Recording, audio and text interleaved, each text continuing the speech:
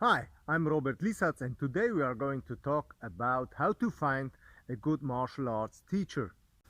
Especially if you are completely new to the martial arts world and if you want to find a good martial arts teacher, it can be quite challenging because you don't know what kind of skills this teacher has to have.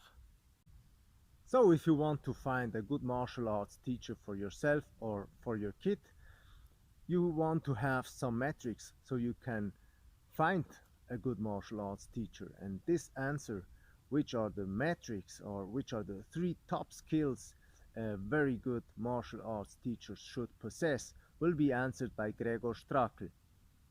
Gregor Strakl competed at the no-gi worlds very successfully, and he's a very good martial arts coach. So, Gregor Strakl, tell us what are the three top skills a good martial arts coach should possess. So three most important skills as a martial arts coach. I think the first one and probably the most important one is the ability to discern or recognize where people are in their aptitude and capacity, a learning capacity, and also to facilitate an environment to where it's conducive for everyone's learning. So what I mean by that is, goals of a dad with a job and kids are completely different than a professional fighter.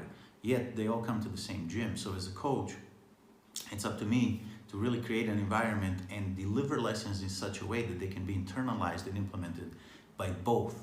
Obviously how I'd coach one versus the other is different, but that is something that the more experience you get and the better you get, the more effective of a coach you become. I think that's the most important skill. The second one is probably continued education. I think jiu-jitsu, like most things in life, continues to develop and grow and change over time.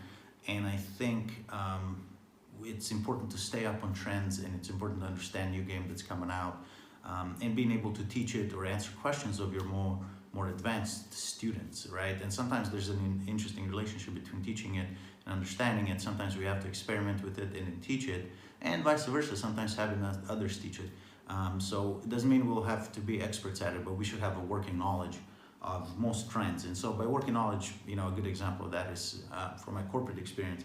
As a manager or as a vice president, I don't have to be an expert in HR. I should have a working knowledge of how to coach and motivate and sometimes discipline employees up to a point. Once that point is reached, then sometimes I may have to bring in an expert, which would be an HR, or maybe marketing. I have general ideas about marketing that I understand that I've been exposed to from prior campaigns. But if we're looking to innovate or do something else or maybe go viral and things like that, I may have to bring in the experts. So again, you should have a working knowledge and continue to educate yourself. And this feeds right into the third, which is knowing the cause of your own ignorance. It's simply impossible to be a good coach and a great coach in everything. That's why the best professionals, they have big teams. That's why presidents have cabinets, et cetera, et cetera. So sometimes it's knowing how far you can take someone and where you need help, or you may have to bring someone in. And sometimes it could be for a specific aspect, or sometimes for a complete overhaul. So, in Brazilian Jiu-Jitsu, if you're looking to really improve your takedowns and you do gi, you might have to cross-train or bring in a judo black belt. If you're doing no gi, you might have to cross-train with someone from a wrestling camp, or et cetera, et cetera. So, and I know that's sometimes a taboo subject in martial arts because we, it's a community where sometimes ego gets involved and we like to hold on and own all the truth. But the simple is the rising tide raises all ships.